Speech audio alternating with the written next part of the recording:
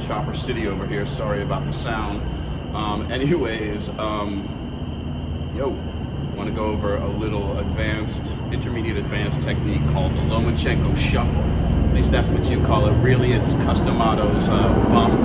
I think it was Kenny Weldon who originally called it the bump. You take your head offline and you bump your front foot to the left, get off on an angle, or you slip your head on the inside. That's really the only way you do it. You slip your way on the inside, bump into an angle. Of course, Customado would say you don't slip your head to the side, you dip your head inside, boom. Then you switch your feet, come to the outside, dip your head inside, switch your feet, come to the inside. And of course, Lomachenko does it so incredibly. So we want to talk about this technique, when you use it, how you use it, why you use it, and how it's done. First and foremost, how it's done.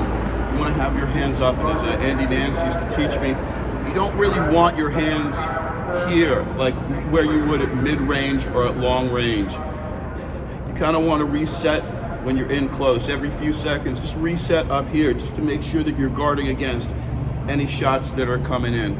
So first and foremost, against the right hand out of the conventional stance, we're going to lean our head all the way out of the space that it's in, not just move it a little bit, but move it a full 10, 12 inches out of the way. We are not giving up our height. We're not rolling under a left hook. We are slipping a right-handed, whether it's aiming to hit us in the side of the brain, the temple, or the chin, or the cheek, all great knockout points.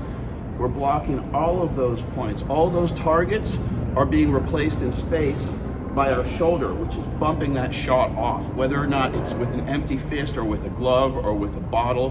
Whatever is there in space can be replaced by that shoulder. And from that dip, the front foot skips into the rear foot.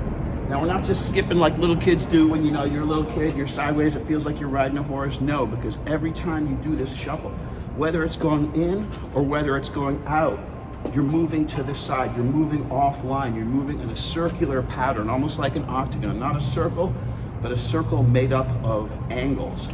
So, again, out of this stance, and again, you wouldn't be doing this either if you were maybe a foot or so out of the pocket or way inside. If you're inside, you're using this hand control over here to set up your weapons to the body and head. You're using this bridge that, I was gonna say Andy Nance, there's actually Freddie Roach, who Andy Nance knocked out with 3 left hooks in the corner. Freddie Roach used to teach us this at Wildcard all the time.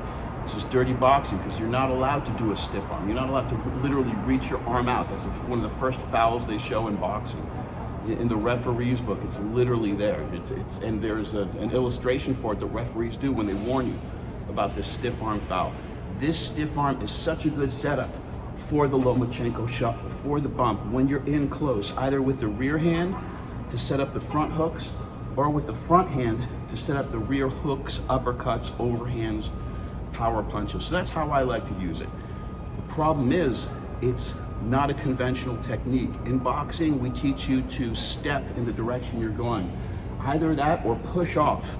One or the two. You can either step in this direction, or you can push off, or you can rhythm. You can be bouncing in that direction, bouncing back and forward, and use that bounce, use that rhythm to set up the Lomachenko Shuffle and all these other techniques to get inside, get outside. Of course, pivot right, get out a full 90-degree out of the pocket, double jab. This is just standard, basic, rudimentary, fundamental boxing.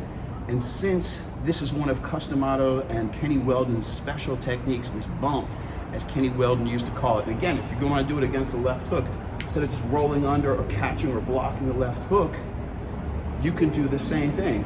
Whatever is being targeted on this sensitive side of your head gets replaced by the shoulder, which comes up. And it's almost even better, that Lomachenko Shuffle, if you use it to close the distance and move in. Again, you're not just going to move laterally. You're moving in, skipping the front foot into the rear foot into the front foot, and moving forward and around your opponent. So you can make a perfect tight circle around your opponent using this type of footwork, but be careful.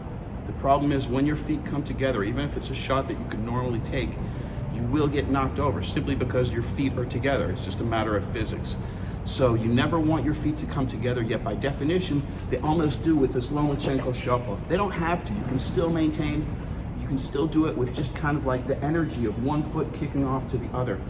But if they are kicking into each other, make sure you're either really in close and bridging, namely you got a hand on the guy, so you got some control, some dirty boxing, or else you're really far out wide, enough out of a pocket that you can just, do a little skip step to kind of like change the rhythm, change the predictability and the motion of the way that your body is moving, to kind of mix things up.